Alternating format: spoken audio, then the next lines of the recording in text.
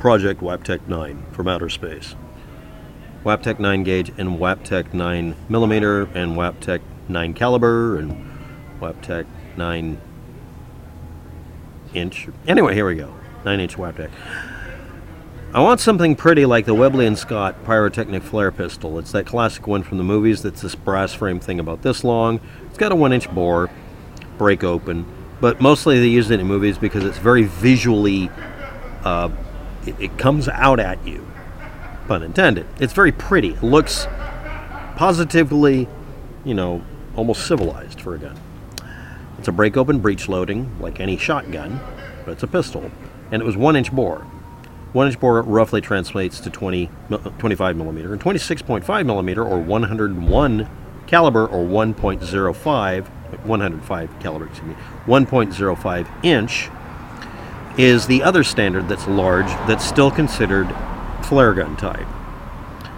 And I want a double barrel version that's just like the M1889 Navy flare gun from Germany, double action like an AN M8 or the Mate, or a revolver, because it eliminates the need to have exposed hammers and stuff, but you can still make one with an exposed hammer, so it's double action or single action, which may be advantageous.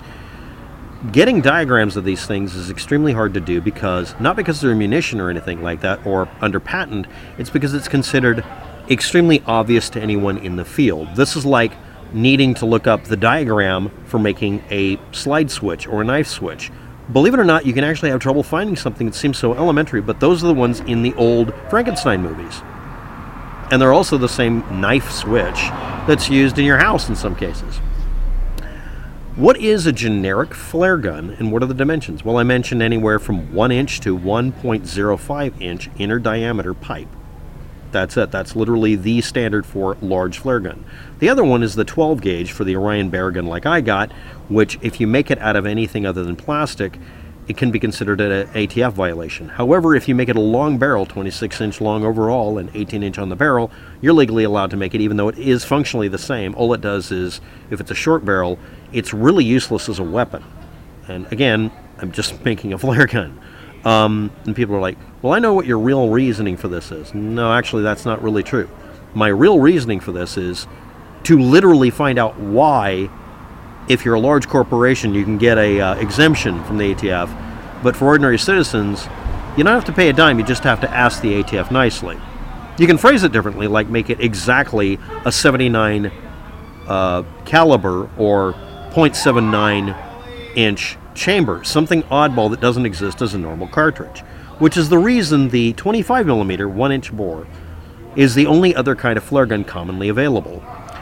The 19.7 millimeter or 10 gauge flare gun, obvious for the name of it because that is a size that is standardized, like the Remington Mark III flare pistol or the Harrington and Richardson M5 is considered a short-barreled shotgun because it literally will still take 10 gauge shotgun shells. But again, we still have the 12 gauge shotgun. Well, 12 gauge shotgun pistols have to be plastic so that they can't fire this. See also paintball guns with the same bore that take fake shotgun shells to fire paintballs. So they're literally identical. They will literally take a shotgun shell, but because it's a paintball gun, it has some peculiarity about it to make sure it isn't going to violate a rule. But anyway, let's go on. See also the fact that there's a 90 caliber instead of the 81 caliber 12 gauge cartridge size. There is a 20 millimeter or 90 caliber or whatever, honest to God, range of bullets for pistols. But the 12 gauge is omitted because those are special purpose. And again, some corporation did it. But again, an individual can request, can I do this? So let's go through the other list. Webley & Scott work of arts that are 1-inch bore versus the shit can Orion version of the 1-inch bore that looks absolutely ugly. I mean, aesthetics have actually become a little bit important because this is supposed to be a toy. And yeah, it's easier to make these than the others. And if you make it the 26.5 millimeter, aka 4 gauge, which conventionally there isn't any shell for, they're all flare guns. In fact, none of them are even anything dangerous, which is 90% of the extant launchers that you can buy that are metal. In fact, almost all of them are that or the 1-inch bore like the Webley. You end up finding out that, yeah, you can build this. And that diameter, very coincidentally at being 105 caliber, is the inner diameter of a Schedule 40 1-inch pipe, and also would make an excellent exterior casing for you to put a 3/4 inch pipe into, and have it, as long as it's 26 inches long or overall and such, to be a 12 gauge shotgun pistol. So what's this, what happened? Well, here's some fairly interesting things in the links below me. But the 37 millimeter or 2/3 gauge oversized one is declared on a grenade launcher. It's a nope train from hell, unless you make it specifically, because there is some sort of characteristic about it, for firing literally smoke grenades and tear gas. And again, all of this started from a PUBG request. So, and I'm not trying to joke about this, that's literally what it came from. So what is the Waptec 9 challenge? Waptec 9 gauge, or 9 millimeter. To make a universal frame that can be used for a gun. It has to be a pistol according to the rules. If the barrel can be removed with sights and the extractor remaining attached, or any other paraphernalia that's specific to the caliber and chamber of cartridge. 22 caliber rimfire and the rimfire for 17 have the same chamber, they just have a different bore, 17 versus 22 in the same cartridge. A barrel of another caliber or length can be installed and a pistol is ready to shoot those pre-aligned sights. This allows easy changes of calibers, sights, barrel, and barrel lengths, and also allows, if you use a longer barrel, to use a full stock, which allows you to go ahead and use this as a full-on non-short-barreled rifle and non-short-barreled shotgun. And there's a whole bunch of, wiggle room here, but the fact is that you can do this with a flare gun. Let's continue. Is there anything smaller than that? Any 50 caliber pistol or smaller is automatically okay. Anything over 50 caliber has to have a precedent set by having something else that you're emulating that was acceptable. That means 1 inch and a little over 1 inch flares, but not much different than that. Can't do 12 gauge flare or anything like that for a pistol.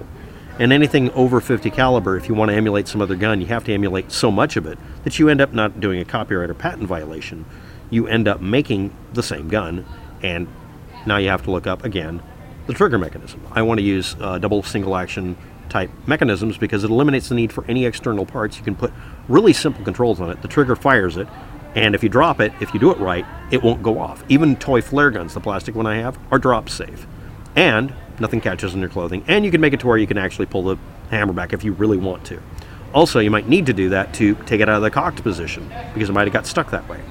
And having a brake action makes it to where you can immediately take it out of battery and then pull a trigger and futz with it without it going off.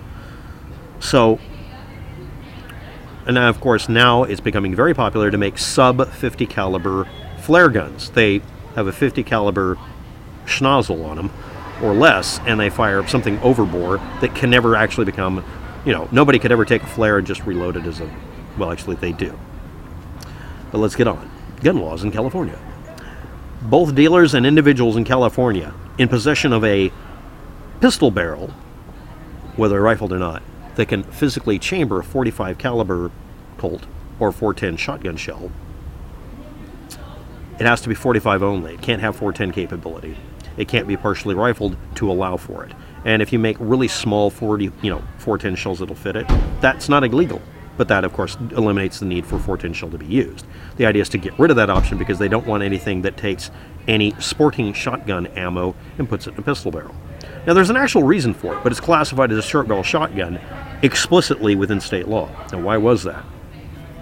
I'll be announcing my little experiment later. So, what have I broken down to as far as what I would want to use here? I've already described using a Webley and Scott and such. So let's discuss this.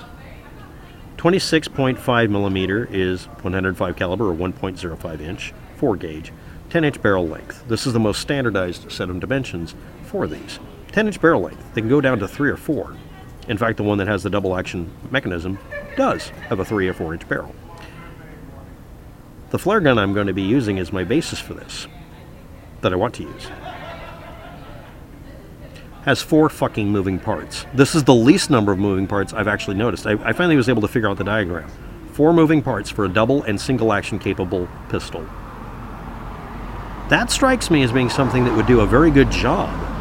And I might even be able to make it to where it's easily 3D printed or made by using simple measurements. We'll get to the project. Now to touch on a couple of extra things.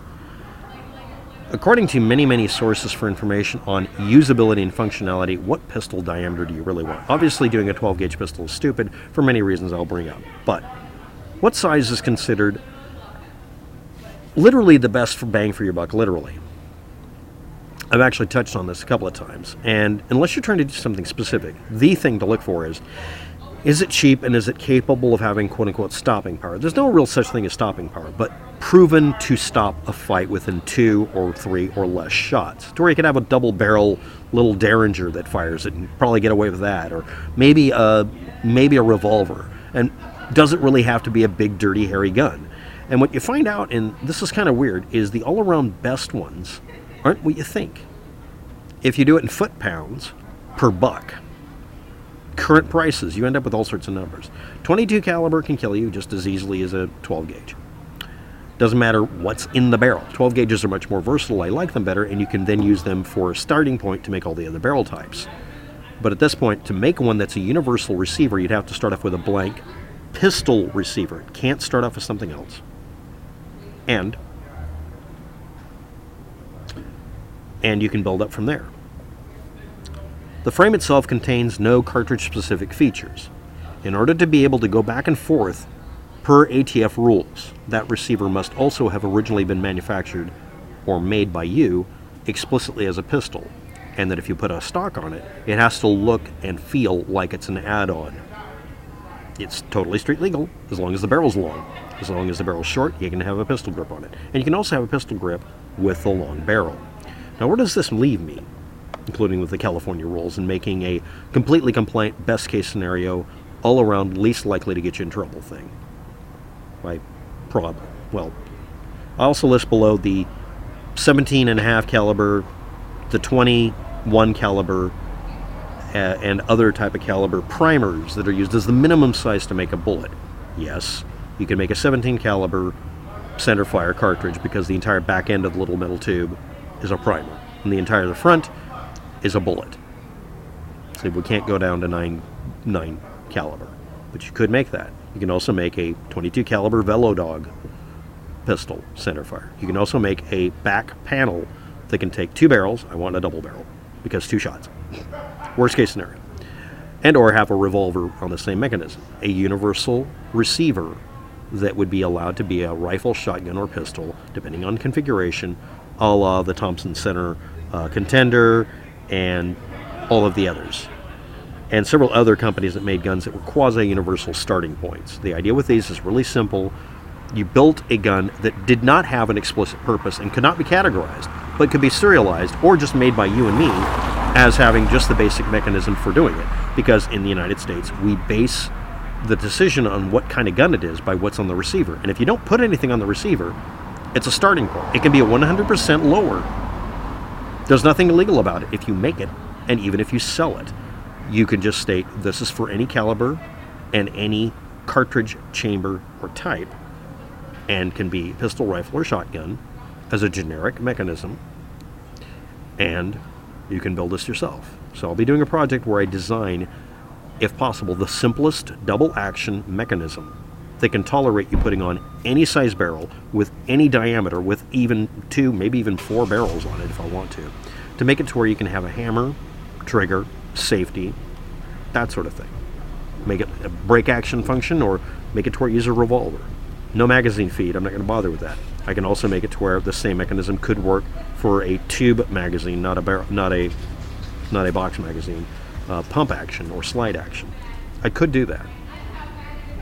But the starting point seems to be building this lower that has no purpose other than to exist.